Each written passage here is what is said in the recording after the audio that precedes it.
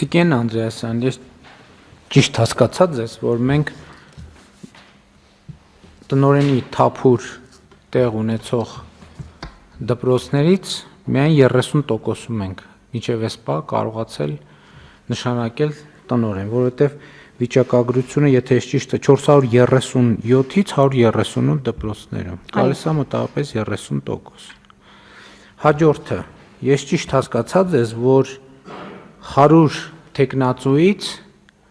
13-ն է հաղթահարում ծրագրի պաշտպանության, դպրոցի զարգացման ծրագրի պաշտպանության փուլը։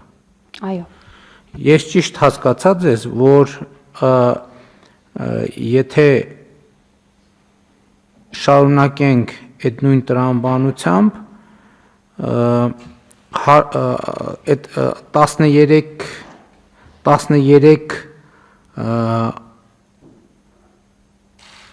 հոգուց ըստ էության 5-ն է, որ հաջորդ փուլում կամ նույնիսկ ավելի քիչն է, որ հաջորդ փուլում արդեն ռեալ հավակնում է,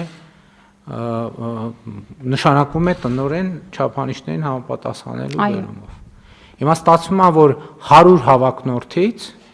5 հոգին է, որ մեր ստանդարտին համապատասխանում է։ Այո, պարոն վարչապետ։ Հիմա տեսեք, դուք ձեր խոսքի մեջ ասացիք ոլորտում կարողությունների զարգացման անհրաժեշտության մասին, բայց ես կարծում եմ, որ մենք պետք է ի վերջո անենք քաղաքական արձանագրում եւ մեր փորձի վրա հիմնվելով, որ Հայաստանի Հանրապետությունում ընդհանուր առմամբ բոլոր ոլորտներում կա կադրային ճգնաժամ։